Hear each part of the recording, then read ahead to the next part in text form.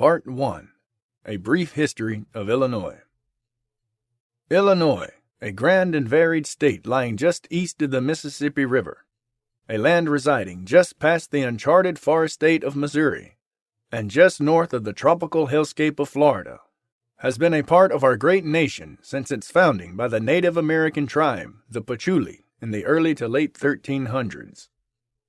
To the Native Americans, the land of Illinois, which translates roughly into the Great Corn Pox in their elegant tongue, was a vast and open land of a series of corn prairies and rolling beautiful hills of corn.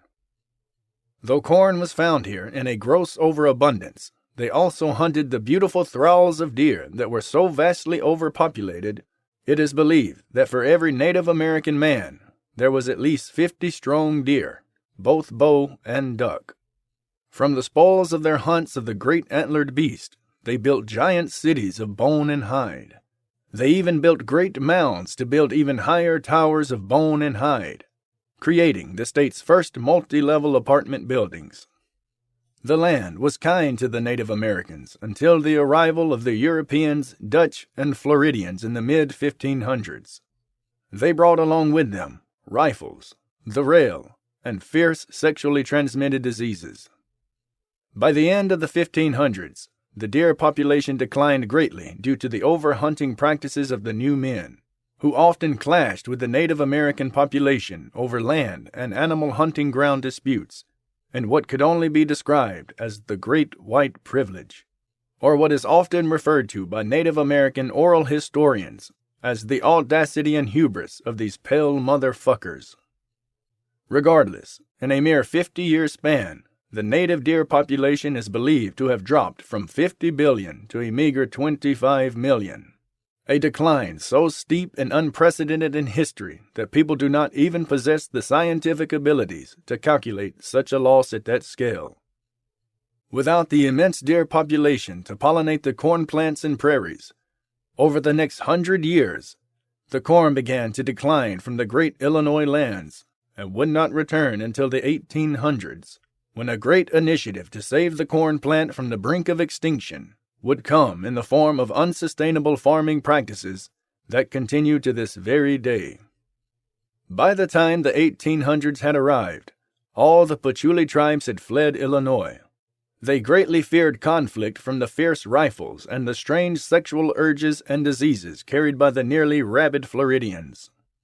Though this was a time of great sadness for the Native American tribes that called this beautiful shithole home, it soon became a time of great industrialism, as giant towns were built out of more practical things like bricks and wood. Giant forests of trees were transported in by the great rail from nearby Missouri and Iowa, until Illinois had a strong and thriving population of oak, pine, ash, maple, and yard trees. A former yogurt magnate and beef businessman from the fabulous city of San Francisco, Nevada, named John D. Allen Cole Johnson, established the capital city in the year 1879. He named it Springfield after his most beloved goat that he enjoyed fucking. People from all across the great United States flocked to Springfield for its unique ordinariness, which, at the time, was something considered quite desirable, as people back then were very boring and enjoyed things that were as equally boring as they were. Not content to create one giant mass of human sprawl, the Europeans, Dutch, Floridians, and newly joined Americans began to set up their own cities in all directions. In a few short months, the cities of Chicago, Bloomington Normal, Peoria, East St. Louis, Carbondale, and many more sprung up from the ground in the Great Expansion. By 1905, the populations of each of these major cities sprung up into the millions, and in the case of Chicago, it exploded in an orgean grown of approximately 8 million people. In 1975, the land of Illinois was finally recognized as an official state by President Ronald Reagan. That same year, the now great city of Chicago held an official celebration in honor of the discovery of dumping sewage into Lake Michigan, in an attempt to be the first city in the great state to deal with the great sewage troubles of the 1970s to the 1990s. an issue that would later be resolved by the invention of pipe plumbing and waste removal, pioneered by a cheese baron from Montana by the name of Archibald Johannes. Though, as is often an occurrence throughout American history, as soon as the great sewage troubles were finally solved, a terrible war between the men and women of the Northlands and the Floridians that inhabited southern Illinois began. In 1992, the Northern armies marched upon the violent STD-riddled Floridians.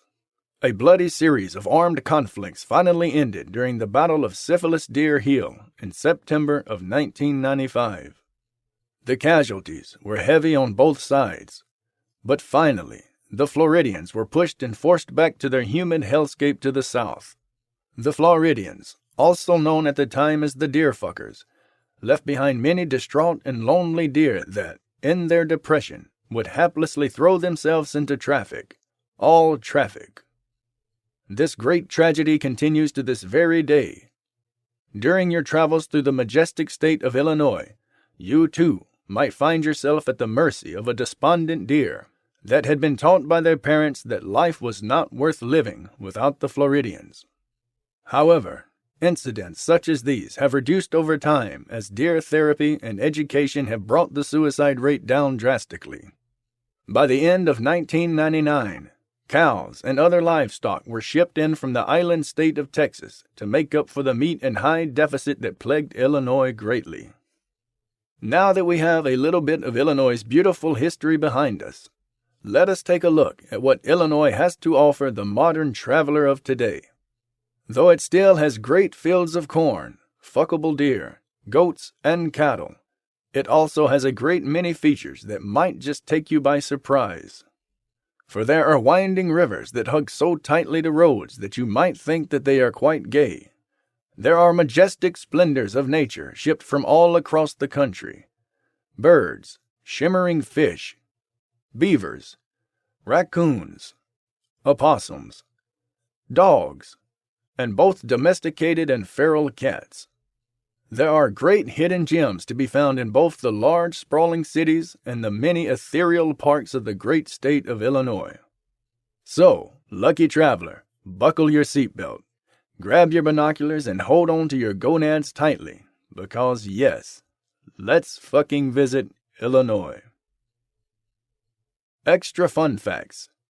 Illinois state bird, the yellow cum guzzler. Illinois state flower, corn. Illinois state rock, cracked asphalt. Part 2. The cities. Alton, Illinois. Population 38,680. Location southwest.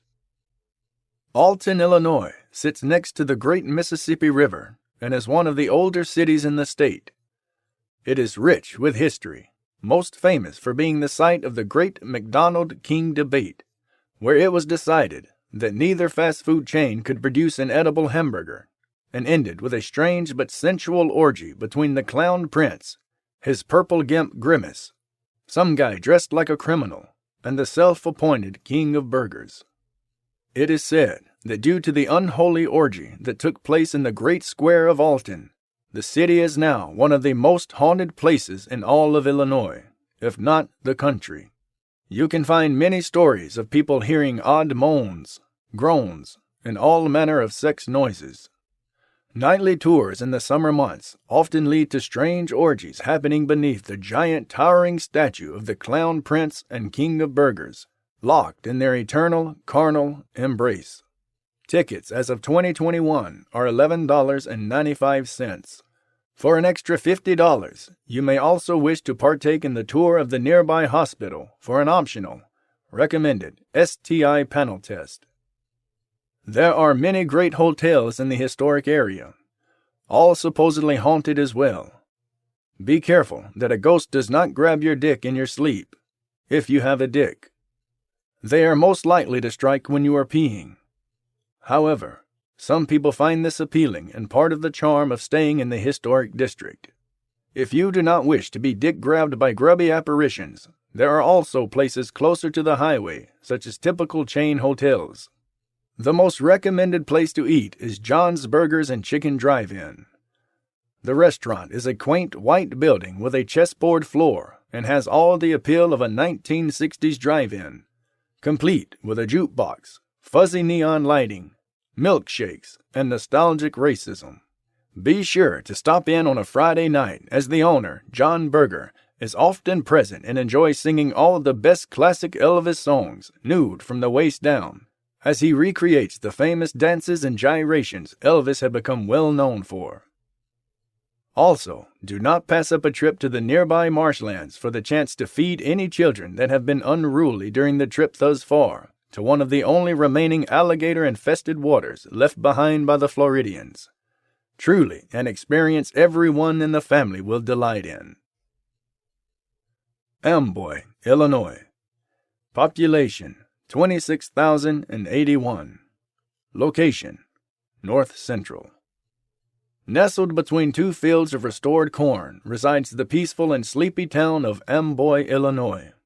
Just a few miles from much more popular destinations, Amboy is the home to a yearly celebration called the Despot Days.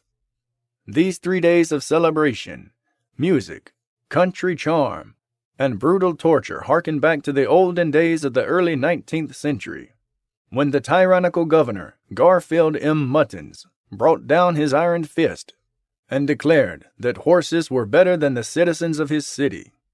During his short reign of 22 years, and what some saw as madness, but others brilliance, he declared that all manual labor done by horse or oxen should be performed by humans, as he moved in the beast of burden into houses of luxury. He died of unusual circumstances, as his body was found strangely dismembered throughout the city streets. It is a time-honored tradition amongst the Amboyans to leave raw horse meat upon his grave during Despot Days. Also, wonderful activities such as a parade, live music, carnival foods, and human-pulled horse races can be enjoyed during this summer event. At least 4 people die each year in the Craven event. The cost of entry is free. However, therapy costs are not covered. A great spot to eat is a local bar that advertises pizza by the slice. However, you will get a strange look from everyone upon entry, and this may make some of you feel quite unwelcome here. There is also a beautiful monument that stays up year-round at a personal residence in memorial to dead babies. Not anyone's in specific, just supposedly dead babies. There is also a charming Subway restaurant on the northern side of the town, if you feel like enjoying diarrhea for the day. Aurora, Illinois. Population 200,051. Location: North Chicago suburbs. Aurora, Illinois is a sprawling suburb of Chicago nestled in the Fox Valley, which is strangely absent of foxes, but not lacking for the occasional corpse. Aurora is known for its city-like architecture and fancy shit like bridges, streetlights, malls, museums, and other modern-day things. Though the mall is an interesting and fun attraction, with the decline of current-day malls and the recession, people on a fun day trip might instead look to something more unique and cost-friendly. The Aurora Regional Fire Museum is an avant-garde display of both the unusual and macabre. It houses such interesting things as ashes that used to be a dog, and burned splinters of the orphanage with a large pile of dark dust labeled children. During my time at the museum, some of my favorite things were works of art such as melted plastic Sprite 2-liter bottle or slightly charred condom. I greatly appreciated the basement barbecue that they hold every Monday from 12:30 p.m. to 1:30 p.m., which includes getting to cook your own hamburgers on a charcoal grill in a very small and cozy space. It is also a great place to take a nap immediately afterward. Another outstanding highlight of the museum is the interactive exhibit, which encourages visitors and children to bring items from home or bought from the souvenir shop to be burned by various methods such as lighters, matches, and even a gas torch. A great experience for that little firebug you might have in your life. With regard to accommodations, there are both historic hotels and conventional chain lodgings. However, they are neither haunted, nor are you likely to get your dick grabbed at night, unless you are willing to pay significantly extra for the experience. Though there are several chain restaurants to choose from, a citywide favorite is the Fox Valley Supper Club. The highlights of the meal include getting to watch as wild foxes tear apart your choice of protein alive. You can choose from chicken, baby calf, salmon, or unspecified baby. Once the live meat is processed by the teeth of the foxes, the meat is cooked up and served to you with buttered and spiced fingerling potatoes. Also, try the craft beer. It is infused with fox urine. Truly a treat. Before you head out, do not forget to tip your fox chefs with a bit of meat, along with the standard percentage to your waiter, or you may find yourself on the next day's menu. Beardstown, Illinois. Population, 3,981. Location, Western. Beardstown, Illinois, is a small town along the Illinois River, a popular fishing spot, and ranked at number 4 in regard to best places to drown in Illinois. It is a quaint and small town with a meager downtown and some nice houses. The trees imported from Missouri here are quite full, and the forested areas are very nice to visit. The town had gained some notoriety regarding bearded women and their role in the stock market and successful coup of the government of Beardstown. Having failed at an attempt to overtake the governor by force, they instead poisoned his beard oil with radium until his lower face fell off from the rest of his body, which, to Governor Jeffrey Beardsman's surprise, it was very much necessary to his continued existence. It is said that the descendants of the bearded ladies still rule since the assassination in 1961. They are said to roam the night and capture anyone who does not have at least a start of a beard growing in Beardstown. The people they capture are said to be taken into the woods, never to be heard from again, nor are their bodies ever found. If you, your significant other, or your children do not possess beards, I would not recommend visiting here, unless you were really looking forward to the high-ranking drowning. However, though there are not any friendly accommodations, there is a particularly nice place just outside of town that serves some of the best pies. Just do not linger past nightfall. Also, for those who travel happily with music, keep your windows rolled up tightly, even during the daytime. The locals do not take kindly to music for some reason, and it drives them into a wild rage. They will chase your car both naked and fully erect, a hard lesson I learned when passing through, evident by many small circular dents on my passenger's side door. Bloomington Normal, Illinois. Population, 1,302,210. Location, Central Northern. A trip to Bloomington Normal, Illinois, is a trip right into the cholesterol-riddled heart of the great corn prairies of Illinois. Originally conceived from two smaller towns, both Bloomington and Normal, eventually these two grew so swiftly that they turned into a grotesque conjoined twin. The city is known for its two great colleges, Illinois State University and Wesleyan University, both of which are well known for their expensive and vast programs that produce America with a huge chunk of its teaching force, one of the most highly paid jobs currently in the United States. Also, there is the smaller Heartland Community College, which is famous for its corn crib baseball stadium and mediocre to outright disposable sports ball players.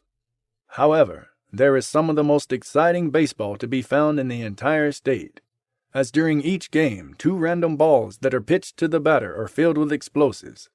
So, arrive on time and make sure you place your bets on who will not survive the Sunday games. Bloomington has the honor of being the headquarters to many large companies, most popularly State Farm. State Farm has erected many inhumane complexes in Bloomington, where they conduct strange human experiments as they keep their workers in labyrinthine mazes and away from the sunlight. It is said that widespread cannibalism is an acceptable practice in the lower depths of their lawless zones, which is reminiscent of a dystopian city hidden behind the veneers of towering buildings. Another, much more important, Bloomington headquarters is that of the main beer nuts factory. For those uninitiated, beer nuts are a nearly inedible snack made from giant chunks of flavored corn. They are a required meal for all those who live in Bloomington, and any caught without a bag of the hideous things in the home are punished swiftly with sodomy. The mall at Bloomington is another dying piece of history and culture, and it also sits mostly vacant, despite being a quick trip from 3 college universities, showing a deep sense of inept idiocracy, as one must wonder how such failure can exist in such a bustling town. However, the food court here has a wonderful little fast food joint, the only one left, that serves strictly pretzels. A great treat if you love salted bread products. Also, the Bloomington Mall has a great many vacant buildings and undergrounds to explore. Though I have heard rumors of a portal existing here, the maze-like structure of the lower levels of the mall made it too difficult to find on our outing. A couple of unique attractions that Bloomington Normal has is a rather quaint zoo, where you might encounter such unique creatures as squirrels, domesticated dogs that are labeled as singing dogs, and exotic palace cats, which just look like sleepy cats on trees. The zoo's greatest attraction is the hermaphroditic great brown bear that fucks itself for treats between 1:15 p.m. to 1:30 p.m. Something great for the kids.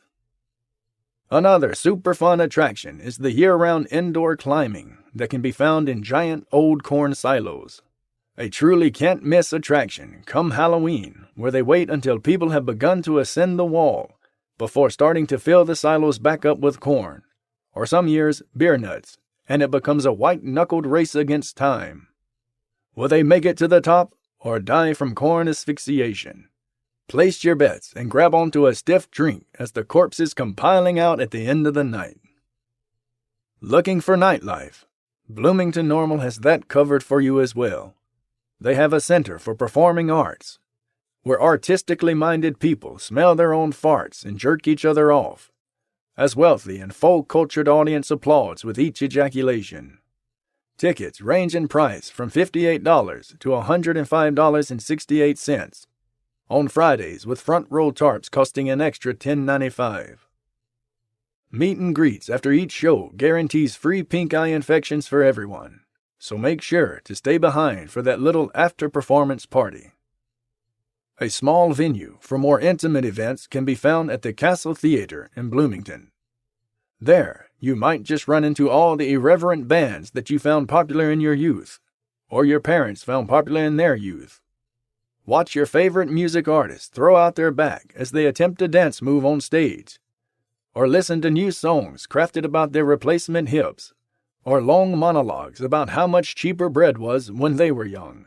Excitement! Looking for something a little more subdued, like a good drink or a late-night snack? This is a college town, after all, and there are many bars happy to host street fighting and the occasional knife stabbing. If you are lucky, you might just get that drink before someone stabs you. Either way, it will promise to be an exciting night, even if it is your last. Blue Island, Illinois. Population 597. Location: Chicago suburbs. Just 16 miles away from the Loop in Chicago resides the penal colony of Blue Island, Illinois. An impressive feat of engineering, Blue Island is a man-made island surrounded by the urban sprawl of Chicago. The water here is so deep and blue that people drown instantly. However, despite having a large index of drownings throughout the years, it does not rate among the top 10 best places to drown in Illinois. Do not let that be a reason to skip the Blue Island Penal Colony. The small colony offers many interesting things to do, such as people watching. Due to the nature of the island, the prisoners are not housed, nor are they given any type of shelter. Binoculars are provided for a small fee of around $5, and you can sit and watch the desperate prisoners engage in a variety of interesting activities, such as dancing for food, impromptu performances of Shakespearean works, license plate manufacturing, and the occasional brutal murder or shanking. Fun fact: former governor of Illinois, Rob Blagojevich, calls Blue Island home and can often be spotted engaging in trading oral sex for anally smugged cigarettes in the play yard. Celebrity alert! Cairo, Illinois. Population 8,953. Location: Southern South.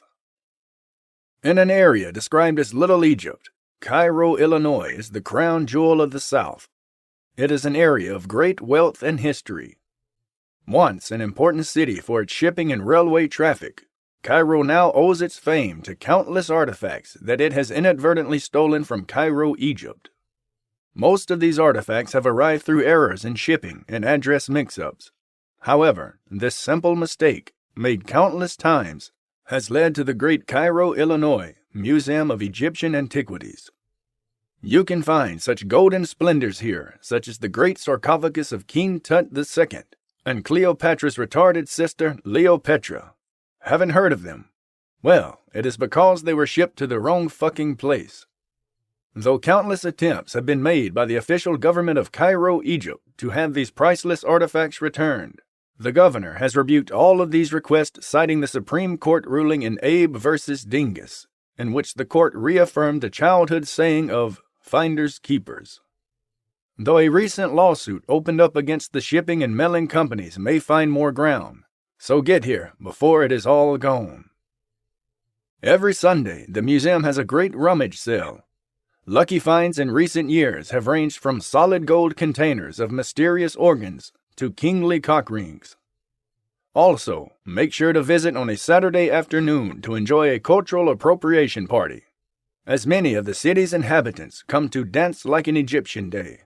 It is a festive event complete with hot dog stands and glory holes.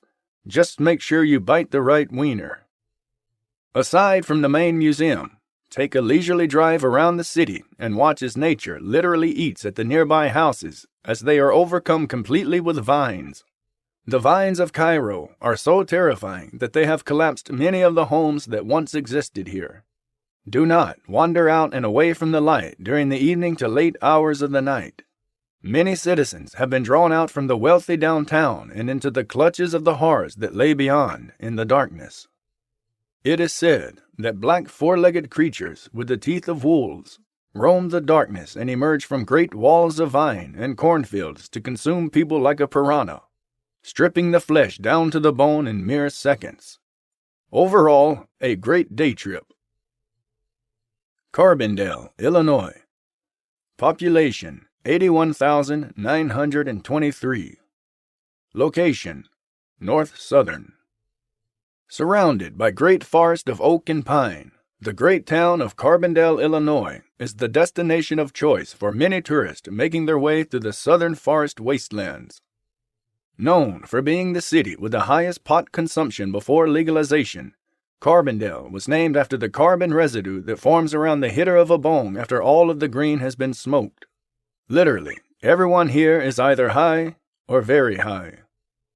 Due to the pot-placated nature of the citizens of Carbondale, a visitor may find it to be a rather laid-back and relaxing place to visit, complete with tons of art that is pretty much only interesting to stoned people, and wineries to take the edge off when you finally sobered up from a great head high.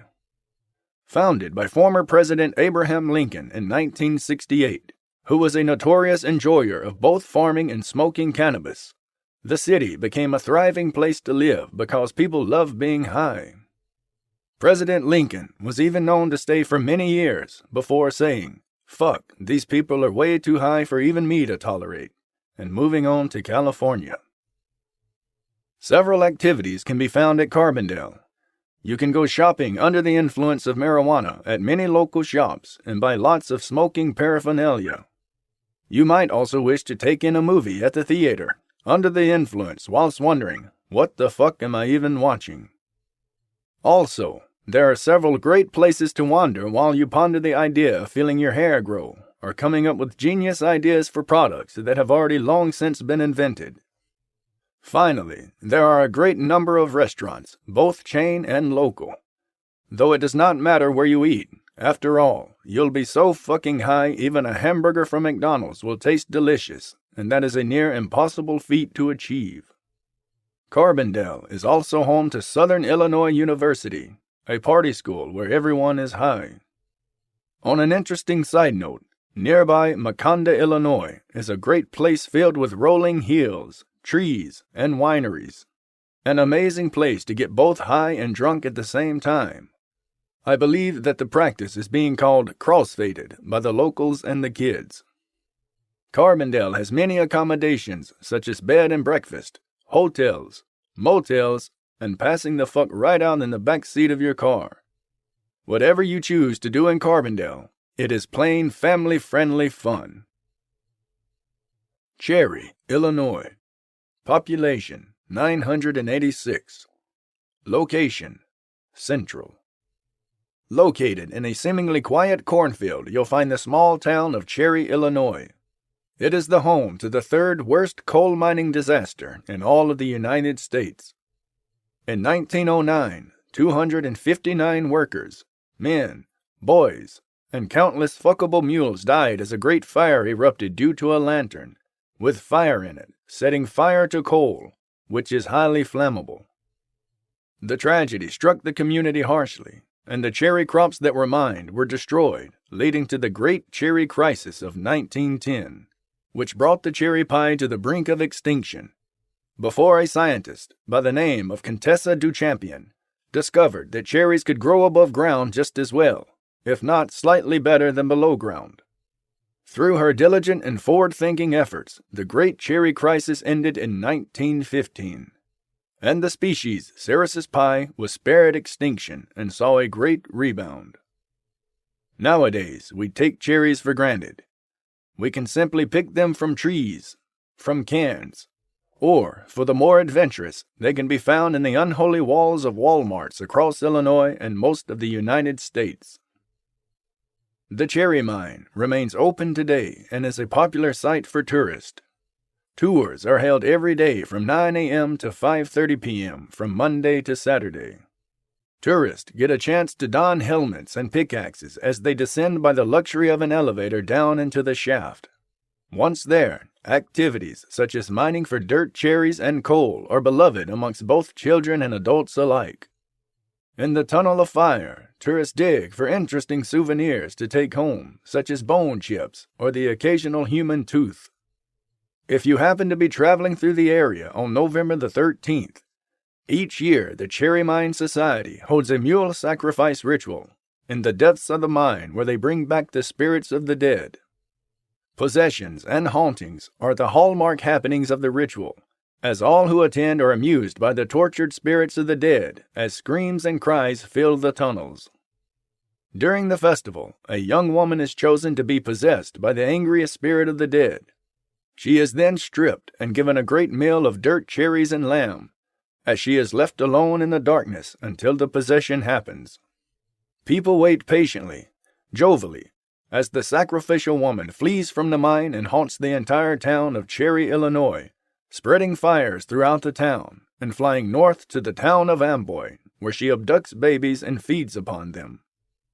The next day, the town is rebuilt. Such is the cycle of life in the small town of Cherry, Illinois. The Cherry Restaurant is a great place to stop by for breakfast or lunch on the way out from a visit of surviving the night of wrath.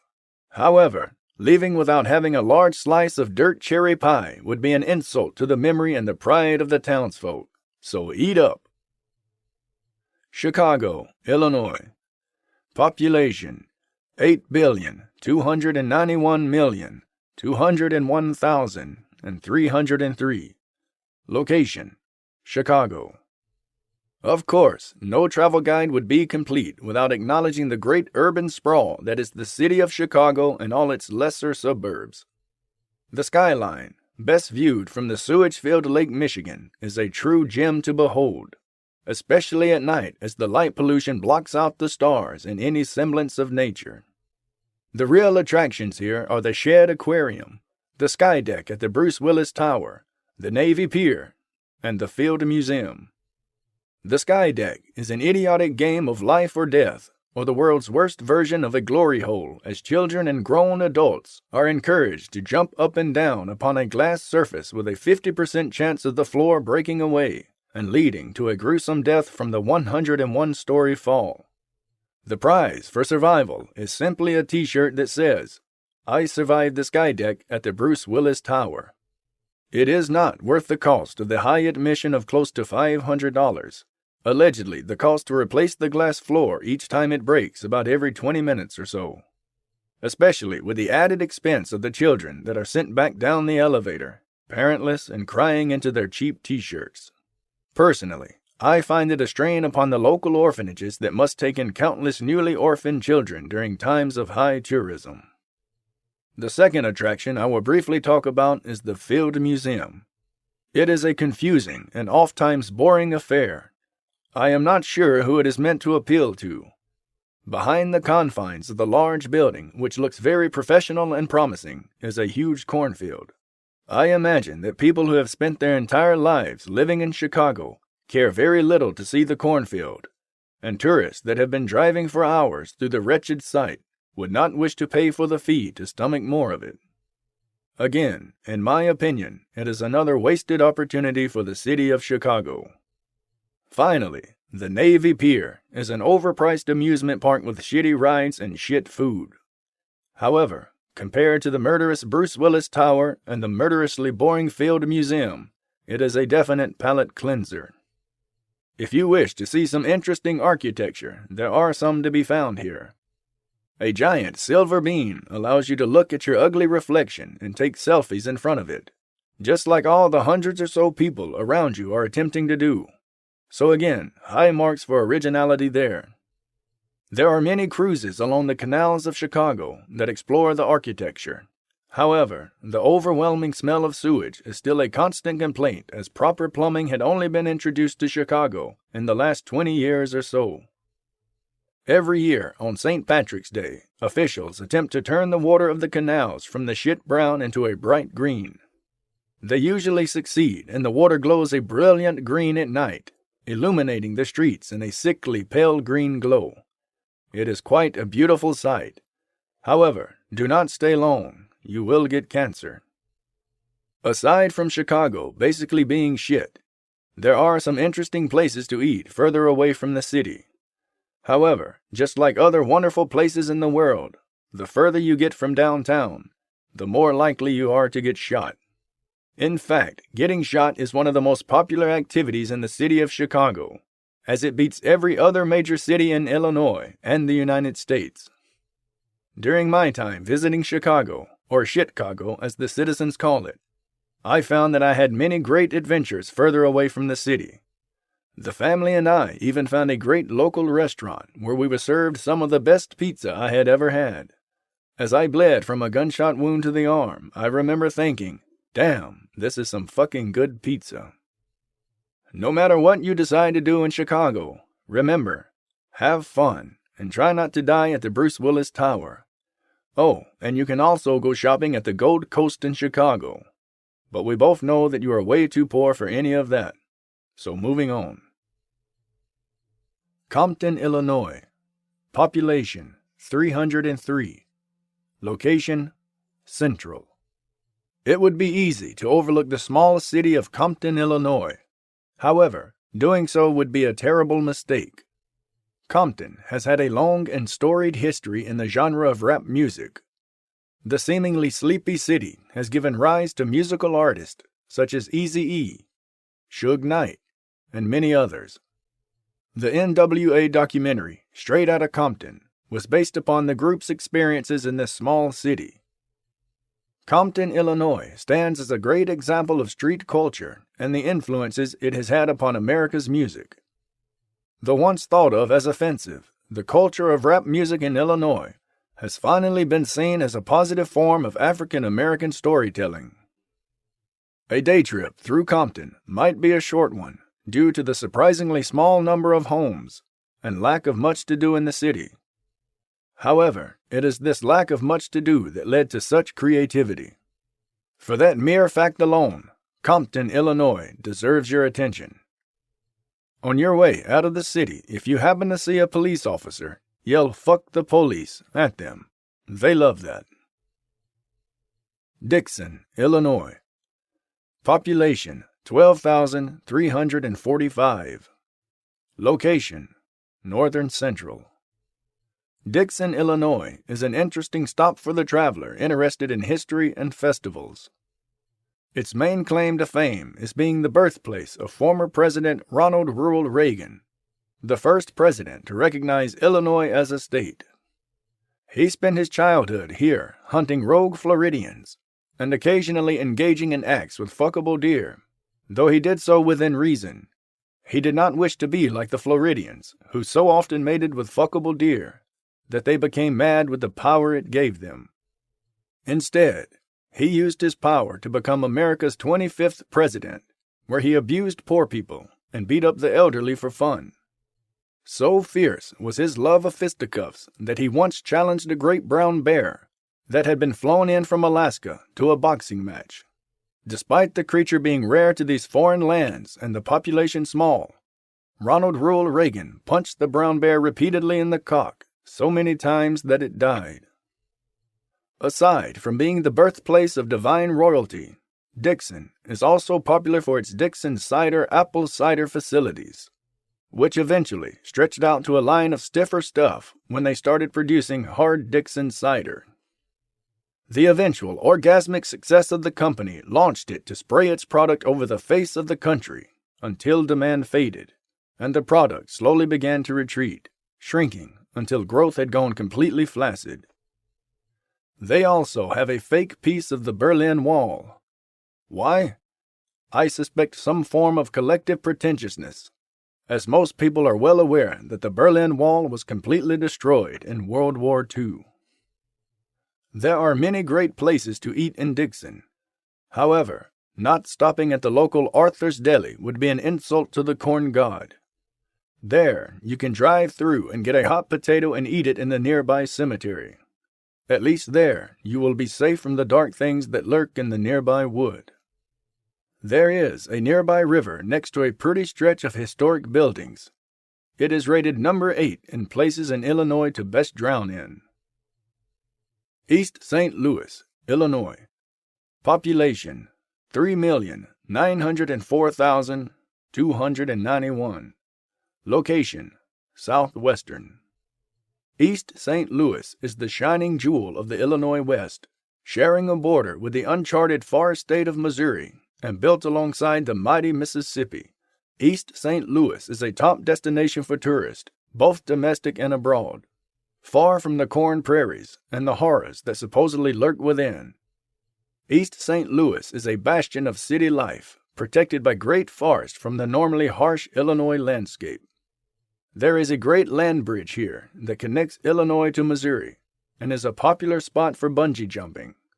It is also ranked at number 6 on the list of best places to drown in Illinois. A trip to East St. Louis is just not complete without a view of the Great Silver Arch.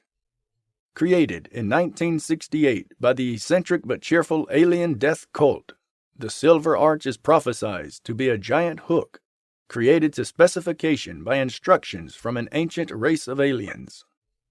These aliens are said to one day return to the Earth and use the East St. Louis Arch as a hook to steal the planet. For what purpose? Nobody knows, as the death cult all killed themselves by ingesting pumpkin spice-flavored bleach, while they lay naked beneath an orange half-moon on a fall evening in 1975. Their bodies were discovered in a neat little pile beneath the arch. Not much is known about their prophecy, as it died along with the cult members. However, there is a neat elevator that takes you up to the top where you can look toward the endless forest lands of Missouri, or the great corn prairies of Illinois. At the base of the arch, the statue commemorating the death cult members has been cast in silver, 43, nude members all. The historic downtown of East St. Louis is a treat for history and museum fans. A place called the City Museum is a must-stop for both kids and grown-ups alike. It is not a traditional museum, and instead a labyrinth of hidden passageways, caves, secret sex dungeons, pits, slides, and a fun rooftop water park. Kids will delight as they find the bones of people who attempted to climb through narrow passageways in the park, but died of asphyxiation and/or starvation. Adults will be both amazed and frightened at the tiny places that they attempt to squeeze themselves through. Will you die here? It is a distinct possibility. But regardless, it is a whole lot of family fun. There is nothing like the rush of adrenaline of finding a fresh new corpse, or the possibility of becoming one. The 35-story circular slides near the top are a great treat for all. One of the 5 leads to a meat grinder. The real inside secret: it is changed every hour. Finally, after all that running around in claustrophobic spaces, the family will be in need of a good meal, and the indoor restaurant definitely fills the need. You can order fresh meat burgers from the meat grinder slide. The burger was cooked perfectly. However, I did find a torn piece of shirt in mine, which slightly made chewing it a bit tougher. After the meal has concluded, feel free to take your complimentary whiskey shots with the family to commemorate your survival for the day. Cheers! With other such great attractions, such as the Science Museum, where both you and your family can learn about the marvels of our flat Earth, a free-cost admission zoo, and other great city parks, East St. Louis really lived up to its name as the jewel of southwestern Illinois. Mendota, Illinois. Population 4,934. Location: Northern Central. Just past an old railroad bridge lies the seemingly peaceful city of Mendota, Illinois. It is a small city with many trees from both Missouri and Iowa. It is surrounded by corn restoration fields and has many nice homes along its main route that leads past 2 small lakes. Founded by John Jemson Mendota in 1981, a former outhouse designer, Mendota is a city that relies on its railroad and access to a major highway. There is a massive abandoned Del Monte factory at the very edge of the city that is said to be stalked at night by a great creature of corn and flame. It is said that the farmers of the fields of Mendota farmed too deeply, too greedily, and they had awoken something dark and dangerous. The massive plant that stretches over miles is now long abandoned, and none enter it for fear of what lies behind the large steel doors. Mendota is most famous for its annual Corn Fest, a worship to the ever-watching god of corn that controls the life of most, if not all, of the people of Illinois. During this Corn Fest event, tourists to the city can expect carnival rides, fair food, food trucks, and live music at night, usually some country bullshit or half-assed cover band. The annual event lasts a total of 4 days in August, starting on Thursday and ending on the final day of worship, Sunday. On that final day, the giant structure of a corn god is revealed from beneath a large cloth in the town square. The corn god is a massive structure made of corn cob and wood in the form of a giant man. A great feast of roasted corn is had as the citizens of the town undress and the great orgy begins in celebration of the ever-harvest. At night, as the orgy continues long into the dark hours, the giant corn god is set ablaze as kernels of popped corn and fiery wooden splinters rain down upon the naked citizens. During the fuckfest, many are burned and consumed by fire. This is considered to be the corn god's wheel, and all who are consumed become offerings for the bountiful ever-harvest. Speaking of corn gods, this fair has some of the best corn dogs I have had the pleasure of eating. There is also a great Mexican restaurant located nearby the festival grounds that serves the best taco salad that I have ever had in my journeys across this great country. It also contained the least amount of semen out of all the taco salads I've enjoyed. Other notable attractions, if they can be called that, is a very tiny railroad museum that you can walk through in about 10 minutes, and a small history museum that details the great feast of the corn god and the need for the ever-harvest. An old story found in the museum speaks of how the burning of the corn god once a year keeps a great evil in the cornfields and out of the town, though I believe it is all just a conspiracy to keep the annual orgy going. Oglesby, Illinois. Population 1,925. Location: Central Northern. Named after America's 18th president, John Jacob Henry McOglesby, fifth of his name and former King of Rhode Island. Oglesby, Illinois, is a small city located near both the Peru-LaSalle cities and the more famous Utica, Illinois. Founded in 1922, the city was a trading post for the Patchouli Native Americans and the Buttery Dutch.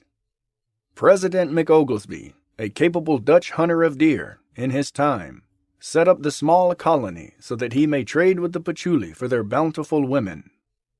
Taking 22 brides with him back to his kingdom of Rhode Island, he is said to have sired most of the now sprawling population of the now heavily inbred state of Rhode Island. Upon his leaving, the Dutch and Patchouli continued to use Oglesby as a peaceful meeting point until the Great War with the rabid Floridians.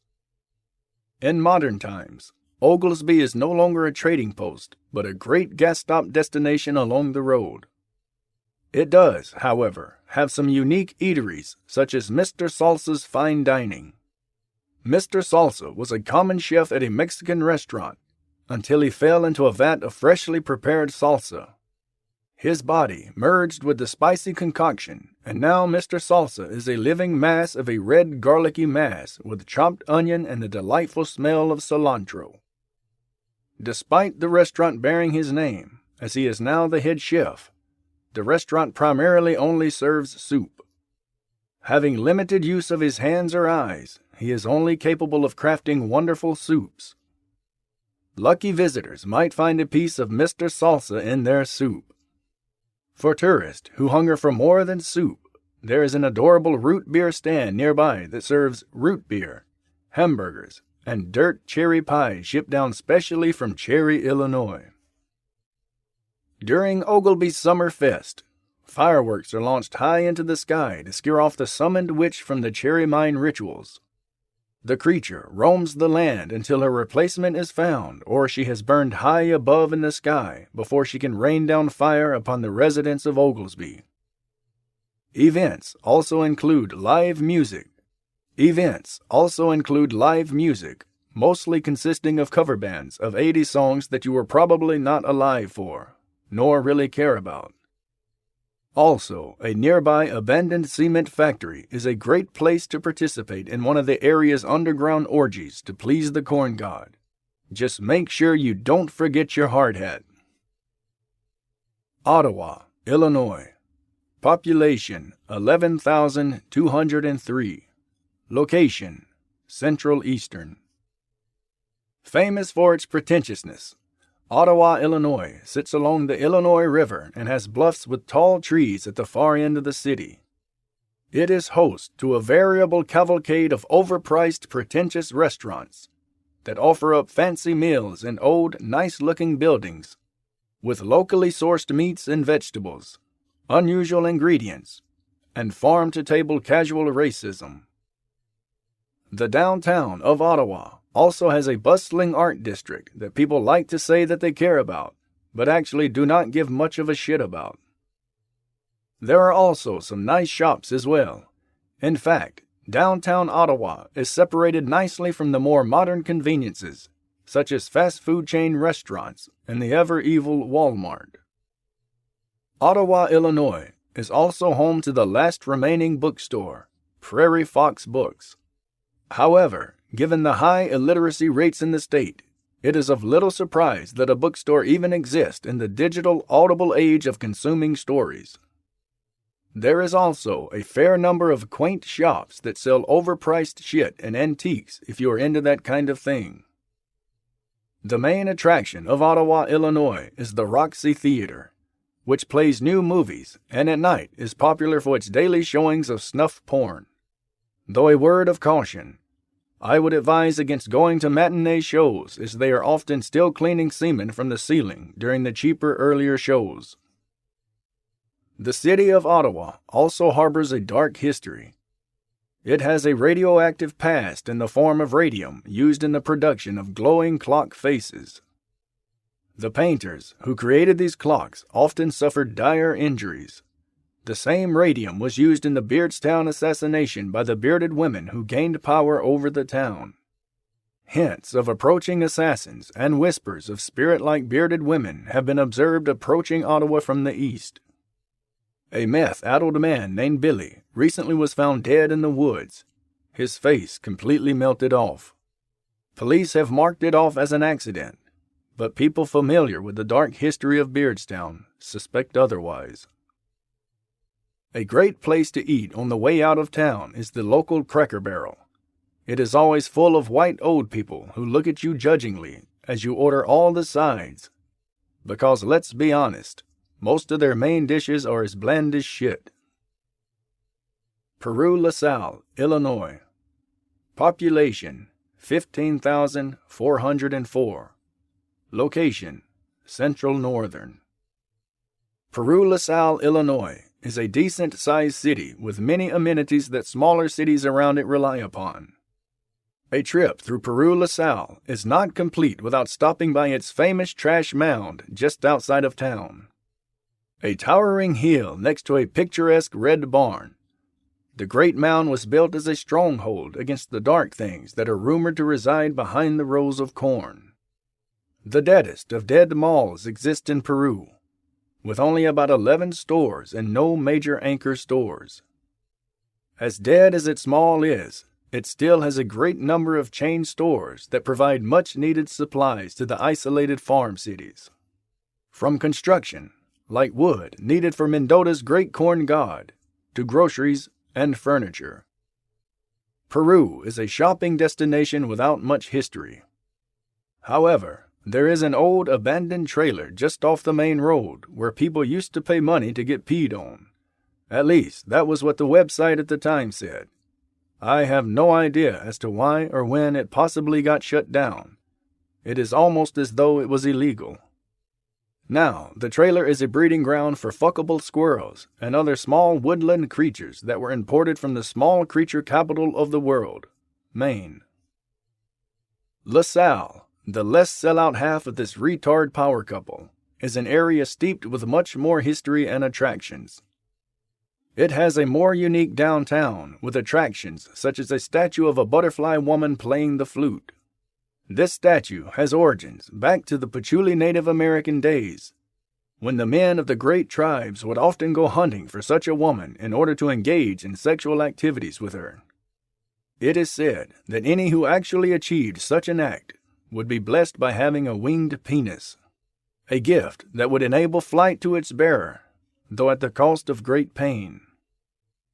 An old firehouse has been turned into a restaurant, which is fitting because they burn almost everything they cook.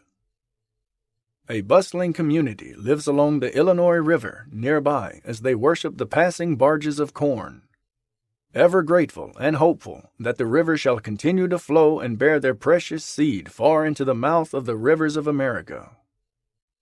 A great family activity is to visit the local extreme sports/pet shop on the main road.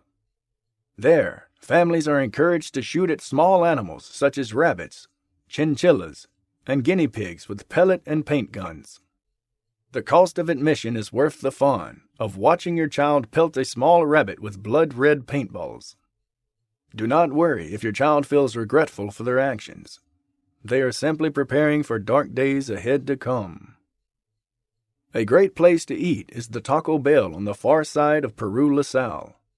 There, not only will you definitely get diarrhea, but nightly the staff member manning the drive-thru will tell you their entire life story as you wait the long, painful moments out until you receive your food. Peoria, Illinois. Population 1,202,011. Location Western. The saying, "If it plays in Peoria," was created in Peoria, Illinois. Though the historical saying is well-known nonsense that people used to spout out for no particular reason other than it was the fancy thing to do. Nonetheless, this is Peoria's most popular claim to fame, and it clings to it like herpes to genitals. The second largest city in Illinois, Peoria, is also known for its haunted nature, for it is full of soulless humans that go about their day so zombie-like that people visiting believe that they must be some form of apparition. Peoria, like most larger but not popular-sized cities, suffers from the same blandness that can be found all across America, with these middling cities that cannot decide if they want to be interesting or not. I have spent many days traveling through the lands of Peoria, and cannot think of much that interested me at all. However, there is a fantastically large dead mall here, another victim of online shopping and the decay of mall culture. Also, there is a wildlife prairie state park where you can eat a buffalo burger right in front of a group of buffalo. Or during my travels, that is what occurred. I only wish that the buffalo had more expressive faces, because I would have enjoyed a better received reaction. I also would like to someday feed a buffalo burger. I think that would be a lovely family activity. It is never too early to learn about the benefits and caveats of cannibalism. If you arrive at the park just as it opens in the end of winter, you may just get to witness the birthing process of the majestic snow leopard. Unlike most other mammals, this species is known for reproducing using a parasitic method of taking over a host, usually in the form of a sacrificial human. It is both a beautiful and heartwarming sight to see new life born from existing life. Honestly, I do not really remember much more about Peoria as a city. Perhaps it is due to the patchouli Native American curse placed upon the city that makes it so forgettable. A punishment for a crime that they committed against the great peoples that no one can remember, because I suppose that is the fucking point. Also, due to an unfortunate illness that took me during my travels, I spent an evening in a Peoria hospital, and it was the stuff of nightmares. So I do remember that part, though I do not wish to do so. In short, Peoria can stick its own dick up its ass. Play with that, Peoria. Rock Island, Illinois. Population 983,203. Location far western. On the banks of the beautiful Mississippi River rests the haven of Rock Island, Illinois. A trip to Rock Island's outstanding aquatic center is a unique chance for the family to get to take a rejuvenating dip in the fast-flowing Mississippi River. Once you enter the large Rock Island Aquatic Center and change into your birthday suits, you then are tied by semi-skilled ropesmiths. You are then cast down a slide and into the rushing waters of the Mississippi below. The waters are said to have a great rejuvenating quality to them, and even presidents, such as former President Donald Duck Trump, has been rumored to bathe long in the flowing waters. If you come on a Thursday, you just might see the bloated jellyfish-like form of the president, bubbling in the water and flailing about uselessly. Celebrity alert! A word of caution. Just be careful not to drink too much of it. Drowning is a risk that comes with the thrill and luxury, sitting at around 62%. Due to the high nature of drowning here, this spot ranks as number 2 in Illinois' best places to drown.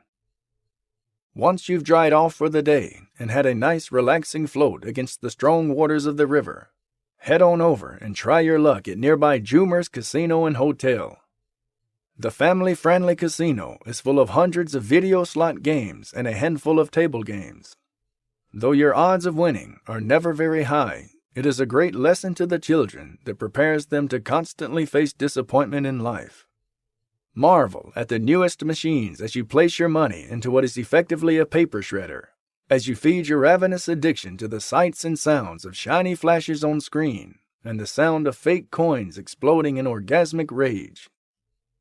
Don't leave Jumer's Casino just yet, as they have one of the best post-COVID buffets in Illinois. Marvel at their selections of raw bacon and undercooked pork.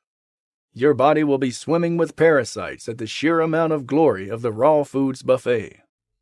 A personal favorite of mine is a raw egg cracked over sliced raw potatoes with a hint of caramel and sea salt. After your delicious meal, head up to your luxurious room where crunchy cum-stained sheets await you as you enjoy views of the marshlands that are prevalent throughout most of the state of Iowa. At dusk, you might even witness the ghostly apparitions of former soldiers from the Great Iowa-Illinois War of 1997. However, do not engage with the fallen soldiers, as they will seek to drag you into the shallow depths and enlist you into their never-ending war in the afterlife. Fall asleep in the comfort that you are sleeping on beds that have been filled with so much cum that the sleeping experience is a lot like sleeping on a mattress made of cornflakes. In the morning, feel free to skip the breakfast and head toward the lower levels of the darkened halls of the casino to find the magic portals to all the dead malls in Illinois.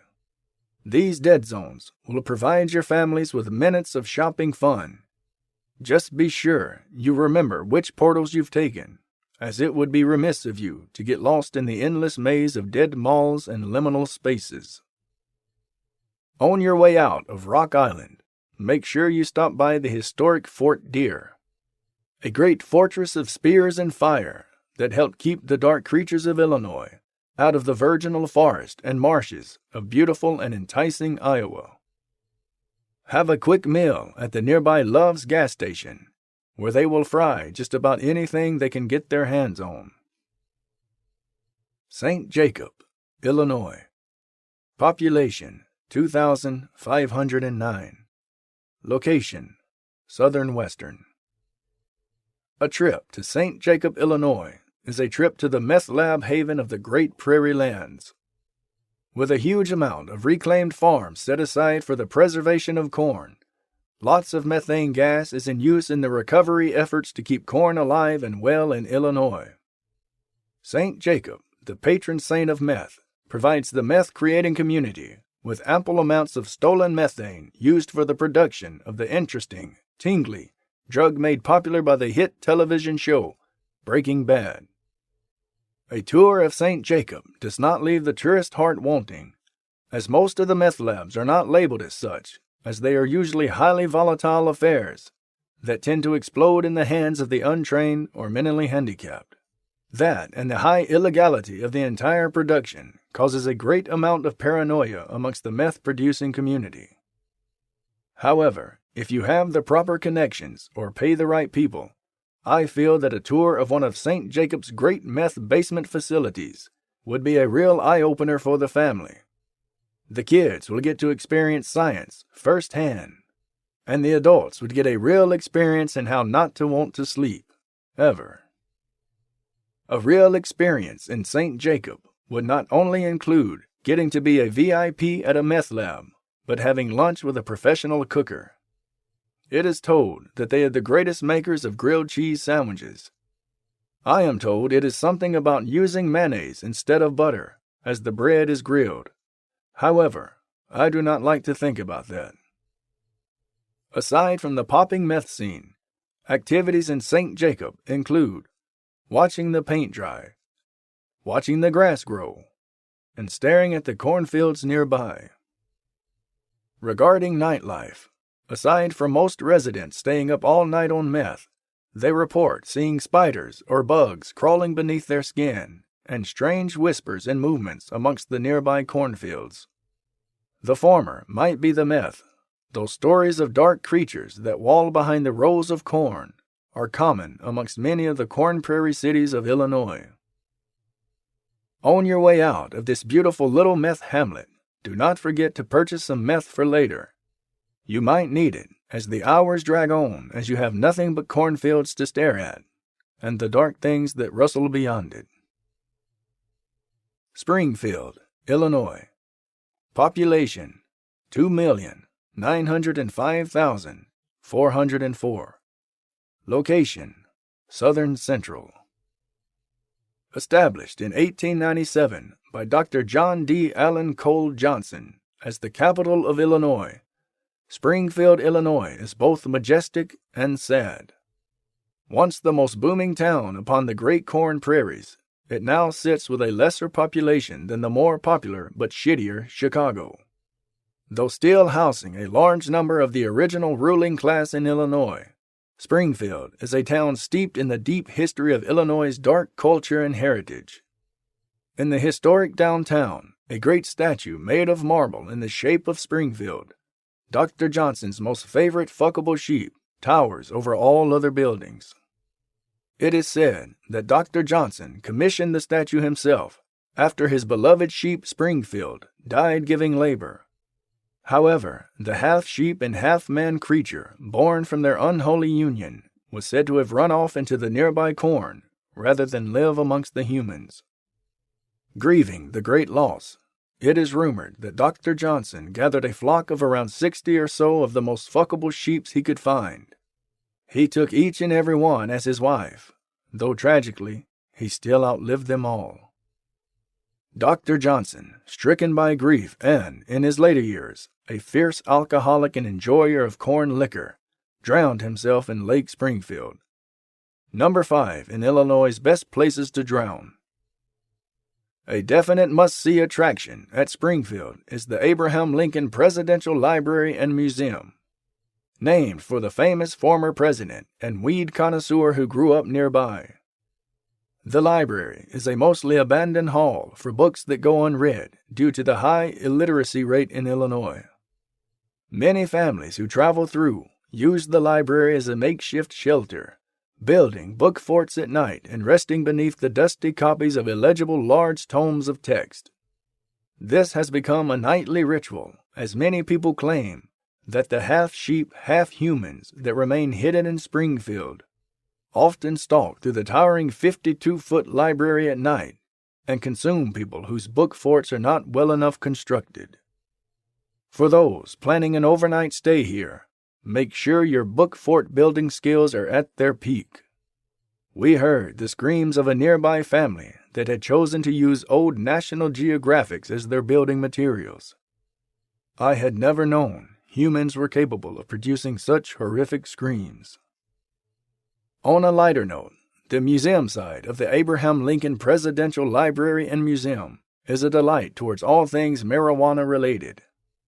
As a strict lifelong recreational user, Abraham Lincoln knew the fineries of how to best enjoy the smoking, eating, and tea craft of the marijuana plant.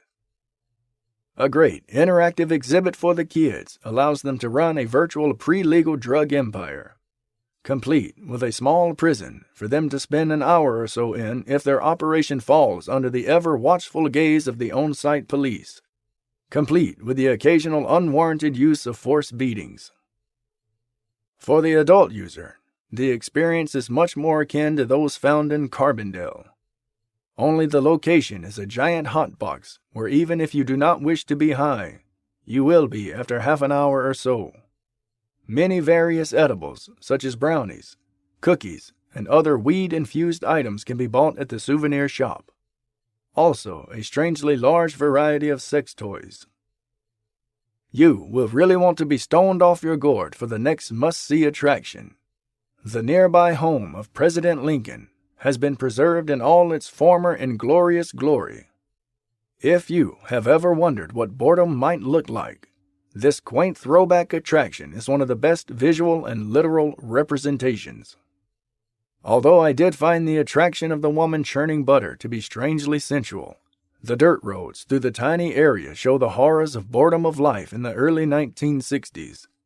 Leading to what truly must have brought about Lincoln's passion for the cannabis cultivation and consumption he was well known for. A visit to Springfield, Illinois would be incomplete without a stop-in at Maldener's Restaurant, a popular stop on the Mother Road Route 66, and a great place to enjoy local food such as corn, grass, and other leafy edible, non-edible plants. The restaurant prides itself on sustainability, and one can often gorge themselves on as much lawn clippings as they can stomach. Salted dandelions tossed with corn, wild onion, and deer cock is one of the most favorited dishes by the locals, who just cannot seem to get enough cock. Also, try their own freshly bottled spring water from Lake Springfield. I did, and I peed blood for 2 days, thanks to the nearby unstable nuclear power plant. A great overall experience. Troy, Illinois. Population 2,985. Location southern western. Situated at the great crossings of 3 different interstates, Troy, Illinois is a shining haven for weary travelers and truck drivers alike. Built in 1978 by Helen of Troy, Greece, the truck stop haven is famous for its miles-long row of fast food chain restaurants and large gas stations. Have your fill of huffing gas and eating at the eccentric Jack in the Box as you feast upon greasy tacos that are deep-fried in gasoline and salt. Make your way down the main street and enjoy the large selection of mediocre fast food chains until you finally reach the historic downtown.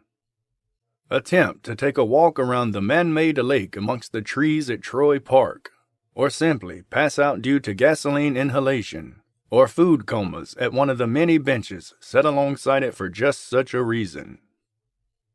Another popular tourist destination in Troy is to celebrate the coming harvest.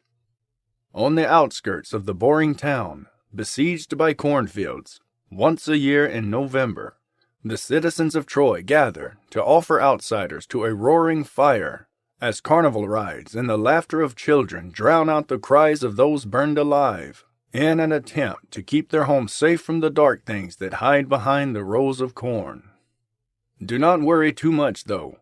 Mostly they burn truckers, and tourists are encouraged to participate, as it slightly decreases the amount of inbreeding amongst the simple folk of the city of Troy.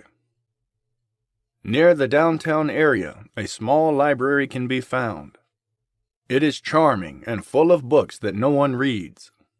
However, it is fully staffed by cheerful people who spend most of their days dusting off the books, in the hope that literacy will soon one day return to Illinois. However, I fear that their hopes and dreams will be spread like corn dust to the winds of fate and time. The basement level, however, does contain an interesting interdimensional portal that curiously leads to the giant statue of the clown Prince of McDonald and the self-proclaimed King of Burgers Fuckfest in Alton, Illinois. Urbana-Champaign, Illinois. Population 19,815. Location Eastern. Home to the often confused University of Illinois, as opposed to the superior Illinois State University in Bloomington Normal. Urbana-Champaign is nestled amongst a great flat corn prairie at the eastern edge of the state towards historic and forgettable Indiana.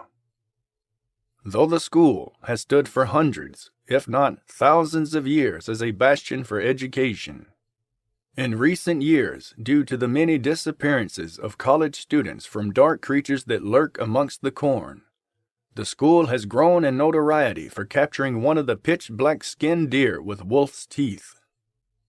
After experiments by famed geneticist Sebastian Bach, it has been discovered that the odd deer, called deerlings, is actually a line of descended evil creatures, resulting from romantic bondings between rabid Floridian and fuckable deer. Though the Floridians may have been pushed back to their backwater hellscape, it does appear that they have left something equally worse behind. Current experiments have yielded that bullets have some efficiency in dealing with the menace. Also, surprisingly, it has been discovered that yearly mass orgies and protection from the all-seeing corn god have proven effective at keeping the terrifying creatures at bay. As I was passing through Urbana-Champaign, I noticed many drunken frat boys being armed with semi-automatic rifles in preparation for a great battle and a great march towards the east to help deal with the fell creatures. I also witnessed a giant orgy against the backdrop of a burning effigy of the corn god. The family and I partook in the events. The children were thrilled at the fire and the violence. The next morning, when I awoke, I watched as my children marched off, rifles in hand. I had never been more proud. I knew not when I would see them again, however. My heart swelled with the pride that only a father could know. The next morning, the wife and I stopped and had a quick bite to eat at the Urbana Garden Family Restaurant. There, we enjoyed a meal of eggs and ham slathered in Hershey's chocolate syrup. The waitress was very friendly, and I believe that I was balls deep within her the previous night before at the orgy. I tipped well because the service was great, this time and the night before. That afternoon, we found another dead mall and took a portal into an unknown land known as Zion, Illinois. Zion, Illinois. Population 28,801. Location far north. A trip to Zion, Illinois is very nearly a trip to the forbidden depths of Wisconsin itself. It is as close to Wisconsin proper as one could get, like two sets of balls nearly touching without being completely gay. However, despite its proximity to the Forbidden Lands, Zion has wonderful parks and beaches that rest upon the less sewage-filled areas of Lake Michigan. A popular tourist activity is to watch the sailboats along the shimmering blue-brown water as sour waves pour onto the shore. At Illinois Beach Nature Preserve, we watched as skilled preserve makers canned live wild chickens into multiple jars of chicken marmalade. A large waterfowl was turned into a red jelly. A great experience was getting to meet and speak with the preservers, who say that they are working on these endangered animals so that they may be enjoyed by future generations. We enjoyed a bottle of pickled finch spread across pumpernickel bread as we sat in the midday sun and watched the waves and dead fish roll in. A visit to the downtown of the city of Zion revealed the form of a great flaming corn creature. It had strange wings made of wood and flame. It held a flaming whip. This was the self-same creature set loose from the old Del Monte factory in Mendota, Illinois. Upon seeing its horrifying visage and the single eye wreathed in flame, I knew it by its true name, the corn god. Buildings began to burn as people screamed and ran away from the risk of death by burning or corn inhalation. Just as we reached the edge of town, we swore at each other for leaving the car back at the dead mall in Urbana. However, we did not have much time to spend on our vacation bickering, as we were all suddenly surrounded by great deer with wolf teeth. They consumed many people and had all the citizens of Zion completely surrounded, before bearded women emerged from the corn and began to slit the throats of the horrible creatures. However, their numbers were not enough, as they each, in turn, fell to the great horrible deerlings. We feared that all was lost, and our travel journal would fall to ruin, just as the great and powerful corn god emerged from atop a nearby building and threw himself upon a thrall of the deerlings. The corn god, in an act of sacrifice and primal violence, lit the nearby cornfields as fire consumed the remaining deerlings. The corn god let out a mighty scream as he felled his enemies and sent them fleeing. We were very thankful to the fiery corn god as we found an abandoned van nearby, the burnt former occupants mere feet away. Luckily, the vehicle was undamaged.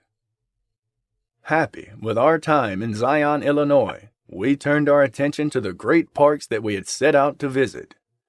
Our trip to Zion was finally complete as we passed a McDonald's on fire and smiled.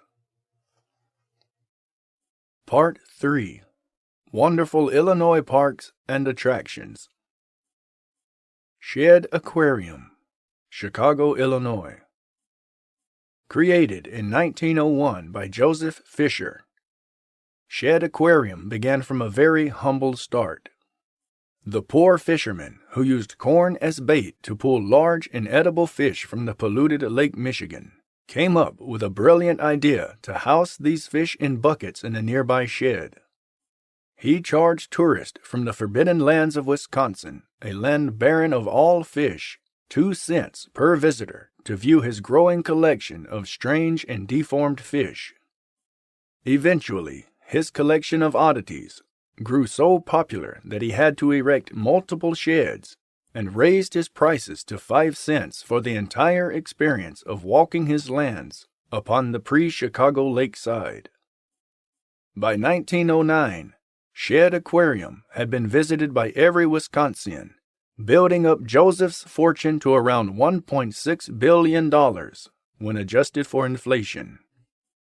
In August of 1927, at the elderly age of 48, Joseph Fisher began construction upon the massive Shedd Aquarium, this time creating one singular building made from steel, stone, and glass.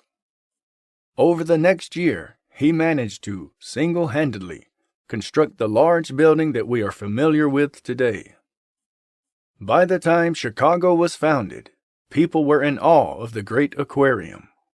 Fish species that were less malformed and poisoned were shipped in from the Great Lakes of Nevada and the oceans of Montana. These shiny, beautiful fish drew in even more spectators, as people had never seen such an untainted fishery before. Soon, giant tuna from communist Japan was shipped in, and a fish brothel became a popular spot due to the influx of fuckable tuna. A giant tank was later added on as great aquatic pandas were flown in from Antarctica. This became, and remains, Shedd Aquarium's most popular exhibit, and shot the aquatic panda tank up to the highly coveted #1 spot for the best place to drown in Illinois. A title that will likely be held here for the rest of Illinois' short continued existence, as everyone loves to be drowned by the cute, murderous creatures. Shedd Aquarium also has a great restaurant on site that has filtered water from Lake Michigan that is said to contain only 25% fecal matter. It offers a delightful thinly sliced dolphin sandwich that pairs well with fish scale fries and a delectable seahorse semen batter.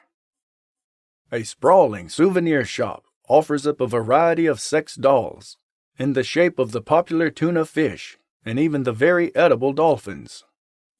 T-shirts and great panda feeding experiences can also be purchased here. Overall, I highly recommend this trip, as it is a hit with both adults and children. I wonder where my children are and if they are still alive. A great place to spend an entire day. Arrive early and stay late for the weekly evening drownings of convicted pedophiles in the great shark tanks.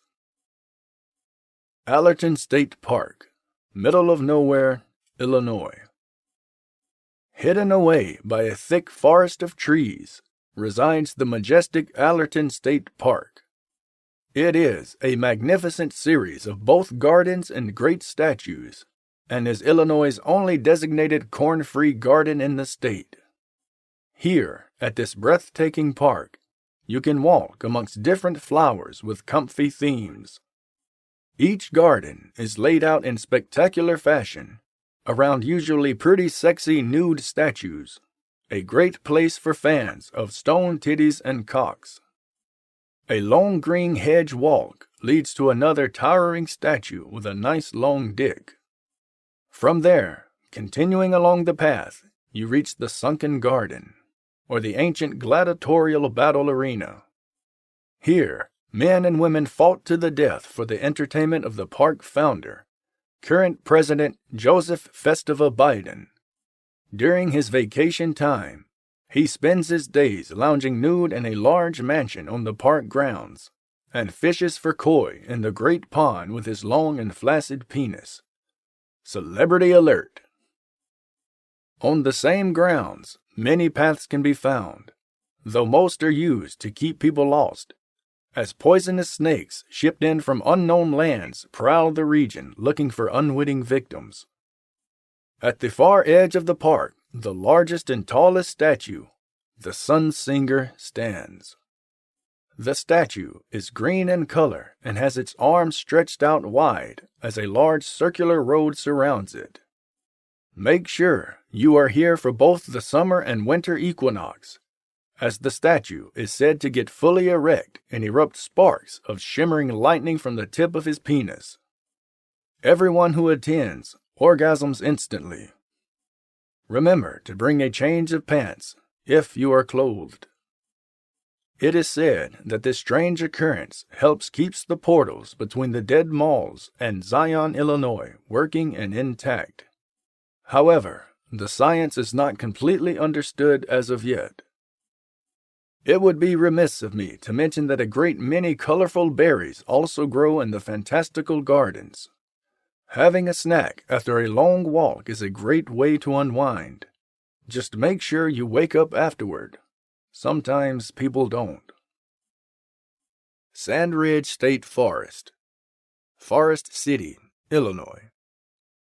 Known for its unusual sand prairies, which is believed to be made up of finely crushed corn, the Sand Ridge State Forest is an unusual landlocked site where both sand prairie and evergreen forest meet.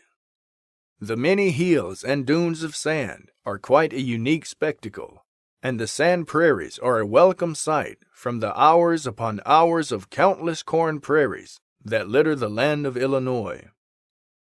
Usually a calm spot to enjoy nature, hiking amongst the trees, enjoying the simplicity, and occasionally gorging on the corn sand, this spot is great for any who love being outdoors. However, just as all parks are ruined in some way in Illinois, every year hundreds of men and women dressed as cats, or furries as they like to call themselves, converge upon the great sand prairies to engage in public defecation as the sand prairies, dunes, and mounds become what is called Illinois' greatest litter box. The event is often planned a mere few days before the event, as anti-furry armies also appear with large brooms and attempt to shoo away the defecating furries in an attempt to limit the number of weeks it takes to properly clean up so much human shit and semen from the great corn sands. This yearly battle over the Sand Ridge State Forest Park claims the lives of at least 50 men, women, and furries each year. Due to this, I am unsure as to recommend this park, as you never know when the battle will occur, and there is nothing more terrifying than surprise furries. Starved Rock State Park, Utica, Illinois. Made recently famous by an idiotic documentary about some spoiled shit kid whose father did something regarding the Starved Rock murders at Illinois Canyon, one of the popular sites to visit in Starved Rock. Starved Rock State Park is a series of canyons and waterfalls.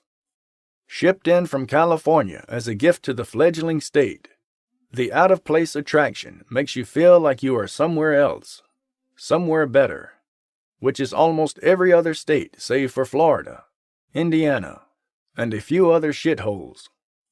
In the documentary, the creator says that he is afraid of the park, which is absolutely hilarious given that the murder of 3 women took place long ago, and people fall to their death here all the time because they are not used to things like heights in Illinois. Also, there is an overprotective author who keeps claiming that this is his park for some reason. He said it like 3 times in the show. Also, despite what the documentary filmmaker says, no one talks about the murders or the conspiracies. He found like the only small group of boomers who were even alive at the time. Alas, I have gotten off the point. The majestic limestone canyons of Starved Rock State Park were a great place for locals to explore the canyons, visit the waterfalls, and enjoy the peace of nature. However, for some reason, the park is now full of people from Chicago, to the point that it is almost impossible to park. The limestone canyons and the sand-covered paths have become Illinois' greatest litter box. For locals, I hear the only time they can visit and have the park mostly empty is during the frigid months of winter when they risk hypothermia to get a small semblance of some peace and fucking quiet. though the winter months provide a great view of frozen waterfalls. Just do not attempt to sing "Let It Go" from the film Frozen, as park rangers will shoot you on sight. The Lodge is a great place to stay and unwind after dealing with the frigid weather or the ridiculous amount of tourists like myself. Be sure to visit their fine dining establishment, where you can feast upon locally sourced squirrel and crow. Their penne pasta and a well-sperm reduction with blueberry Magdog 2020 liquor and braised squirrel is to die for. A trip into nearby Utica, Illinois is pretty forgettable. It has the charm of a small town, complete with its own strange corn god ritual, in which people gather all manner of ingredients, both edible and inedible, in a great stew during an event called the Burgoo Fest. The stew is the best way to die of botulism in Illinois, and the small town charm has somewhat diminished since the construction of Fort Mix's trading post. A haven for proud racism and pretentious bikers who fly Confederate flags and worship the gelatinous former President Trump, casting aside the corn god who has long forsaken them. The nightly, organized orgies here are instead in tribute to the orange jellyfish man. For this reason, the corn god weeps for this land, for it shall soon fall to darkness and death. Matheson State Park, Oglesby, Illinois. A short distance away from Starved Rock lies a few stray canyons that broke off during their long flight from California to Illinois. Matheson State Park is another set of limestone canyons, complete with a large waterfall beside a beautiful stone bridge. A large pond that feeds the waterfall sits aside a decrepit structure. The waterfall is number 3 in the best places to drown in Illinois, followed by the lake at number 9. The canyons here are a bit less crowded given the time of year and are spectacular to view after a heavy rain. It is often a lot of fun to get swept away and down the canyons whenever the sign says that the park is closed. A fun time to be had by all. Though there is no lodge or even a restaurant in the area, visitors are welcome to feast upon all the mushrooms that they might find along their travels. Also, delicious ferns hang from the sides of the canyon cliffs. The best tasting ones can be a bit hard to reach, but it is worth the effort. When preparing the ferns, make sure to bring your own dressing, or simply urinate on them to enhance the flavors and crispness of the fern. A nearby field hosts a great festival of wine every summer.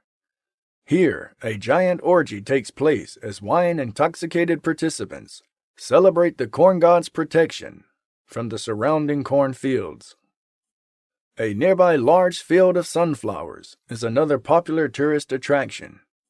However, it is often crowded as well, as many people have lost hope and seek protection from the dark things that walk behind the rows of corn, believing that the large yellow flowers are somehow connected to the great corn god.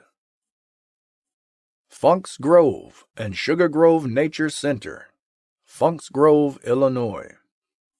Funk's Grove is one of the largest maple forests in Illinois, owing its existence to the syrup industry, as the trees were shipped in from the bountiful tropical paradises of Maine and New Hampshire. Funk's Grove continues the tradition of attaching penis-shaped taps into trees and allowing the sweet tree semen treat to pour into buckets. A nearby small shop sells many diabetic coma-inducing treats, all consisting of different forms of maple syrup. Other places of interest nearby include a chapel of the forest, which is essentially just a bunch of log seats and a great cross erected to the corn god. Though these lands are filled with trees to keep the deerlings at bay, a large and intimidating cornfield remains just beyond the sanctuary provided by the trees. The log seats are great for the summertime orgies that take place here. However, be wary of anal splinters. The Sugar Grove Nature Center is a nice place to stop in and spend an afternoon.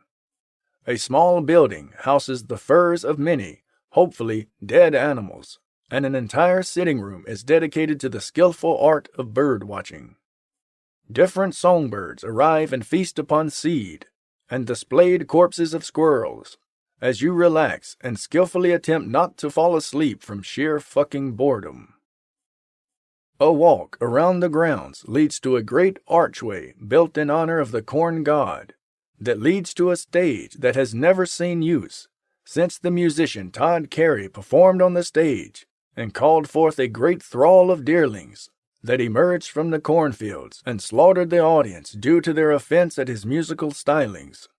He has long since been banned from performing in the lands of Illinois, and instead performs on cruise ships where the incidents of violence are relegated to the occasional dolphin throwing itself upon the ship and chewing through the legs of the elderly. A nice forest playground for the younger tourist resides at the far end of the grounds. There, children are encouraged to engage in mock knife fights with wooden shanks or spears. Watching the children attempt to stab and dismember each other made us worry about our own children. How are they faring against the deerlings? Though the meth and large supplies of edible cannabis dulled the pain of worry, we could not help but wish that they were there that warm summer day, mock battling other children from ropes or launching arrows down upon unsuspecting people from high vantage points built along the trees. Back at the main building of the Nature Center, we feasted upon raw squirrel meat and various tree nuts and berries that we foraged. Burying the raw foods in the thick maple syrup made the meal quite enjoyable. We found a carrier pigeon nearby and sent word to Professor Sebastian Bach in Urbana in hopes that we might hear of the condition of our children. A quick visit to the observatory left us nearly blind for a few hours as we pointed the telescope into the sun. It was fun to fumble around for a while as we forgot about our troubles and trampled through the wildflower exhibits and crushed a few small flightless cardinals in the bird sanctuary. Overall, high as fuck, we had a pretty fun time during our visit to the often overlooked tourist attraction. Route 66, the Mother Road, everywhere Illinois. Route 66, a staple of American tourism, exists in Illinois and one of the least spectacular displays in the United States. From near Chicago all the way down to East St. Louis, parts of the once great road that heralded the great western expansion by oxen-pulled covered wagons remains fragmented along a long stretch of Interstate I-80. A detour from the main roads will lead you to many small, poorly maintained back roads, where you can stop and marvel at the plainness of it all, compared to the more interesting areas that cross into uncharted Missouri and the tiring butts of Arizona. However, though pretty boring, it is a great example of the hardships that ordinary people faced on their difficult journeys headed westward. People who traveled along Route 66 had to be well trained in hunting, trade, and maintaining the oxen and wagon, while keeping a good pace to reach the bountiful West before winter set in. There are many headstones along the hundreds of miles of road that remain. Most of the people who died along the way, according to the simple crude stone headstones, died of dysentery, exhaustion, measles, snakebite, and the occasional broken leg, while a few others died attempting to ford the many rivers of Illinois, when they should have caulked instead. Overall, I would rate this high on the list, if only to see the thousands of tombstones and play the game that I invented called Guess the Death. Giant City State Park, near Carbondale, Illinois. Further south, in the lands where corn is far less plentiful, and the threats of the deerlings are far from the stoned minds of the citizens of Carbondale, Giant City State Park is a monument built out of sheer boredom. In 1921, a former construction magnate named Patrick Giant got really bored of building skyscrapers and started to pull extremely large boulders from the ground. He set up a labyrinthine series of places for high people to scale and explore. Eventually, more board construction works arrived and Giant City was created. As time went on, the city expanded and is now an expansive stretch of towering bluffs and man-made stone edifices. A truly magnificent wonder of the carefree stoned far south. A huge number of outdoor activities have been set up here, such as rock climbing, hiking, archery, and camping.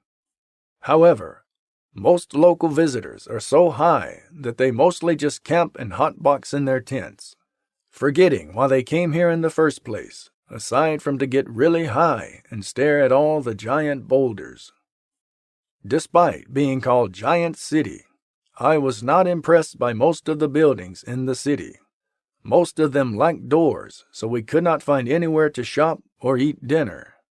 We ended up having to scavenge for different mosses and mushrooms. Luckily, we still had some syrup and edible cannabis left to fill out a decent meal for the evening. Garden of the Gods, also near Carbondale, Illinois. Unusual rock formations bring tourists here, but they stay for the giant rock that looks like a huge erect cock. Make sure you get a picture of it. It is Illinois' only dick pic opportunity. You might wish to take a walk around here. A nice 5-mile trail will bring you through the park's many large bluffs and scenic overlooks. During the cooler seasons, a popular activity is to take one of the many rifles lined up upon Garden Rock and take shots at the passing bald eagles, or alopecia eagles, as they are called by the more politically correct. Shooting one will net you a fancy meal for the day, just as they say in China, endangered meat is the most delicious. The large area of land is said to be beautiful at all times of the year. Another great place to visit when you are high as fuck. Another fun thing that is highly encouraged is to go off-path and make your own way along the high bluffs and rock formations. A lot of people fall to their deaths, but it helps to keep the carnivorous deer population steady. Carlisle Lake, Carlisle, Illinois.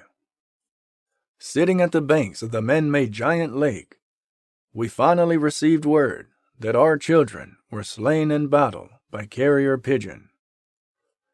The corn god had forsaken them for reasons that neither I nor my wife could understand. We roasted hot dogs along the riverside. After dinner, my wife drowned herself in the number 7 most popular spot to drown in Illinois, leaving me to mourn both her and my children alone. I will continue this journal in their memory from here on out, though I do not wish to spend any more time in this accursed state. As I climb back into the stolen van from Zion, Illinois, I place my foot upon the gas pedal and head far south, back to the land of the eternally stoned in Carbondale. The trip is short. I spend many nights getting stoned out of my fucking mind in an attempt to dull the pain. However, even with heavy drinking, I find that the memories that we shared along our journey here fill my mind constantly and leave me feeling ill for better days of orgies and simple comforts such as dirty cherry pies. Final thoughts about Illinois before passing into Kentucky. Being from the sovereign nation of Hawaii, I have long wished to gaze upon the great corn prairies of Illinois. And despite the rumors of the dark things that lurked behind the corn and the great corn god, my family and I traveled over the great Trans-Pacific Bridge and across the great expanse of the West to get here.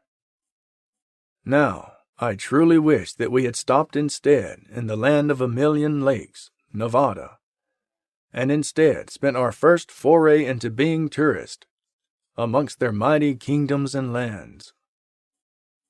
Though I greatly enjoyed my time engaging in orgies and being introduced to new foods such as dirt cherries, I now turn my attention towards the other 51 states of our great United States.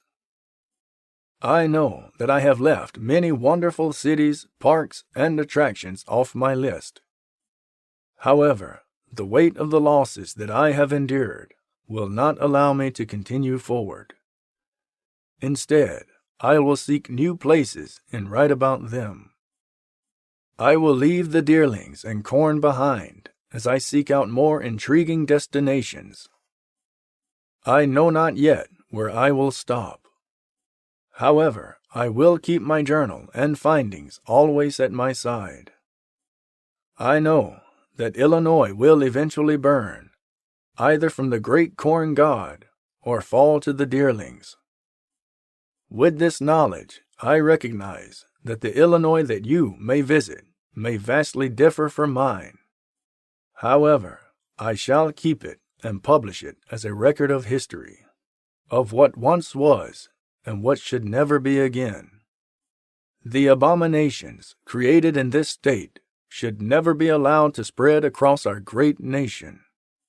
However, I still suspect some horrors await for me along my further journeys, as Floridians still exist.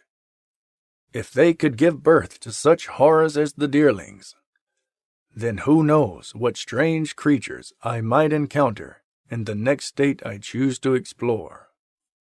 I suppose the final question is, how much more am I willing to lose? I have already lost my family. I suspect my sanity will be next, if it has not already begun to flee my troubled mind. The Patchouli Native Americans were right to abandon this state so very long ago. I find myself having a newfound sense of respect for their wisdom. I hang my arm out the window and flip Illinois the bird, and smoke the last bit of St. Jacob meth, in order to keep my wits about me as I head towards the foreign lands of Kentucky, unsure of what lies ahead. Regardless, please join me on my next great adventure to a new state.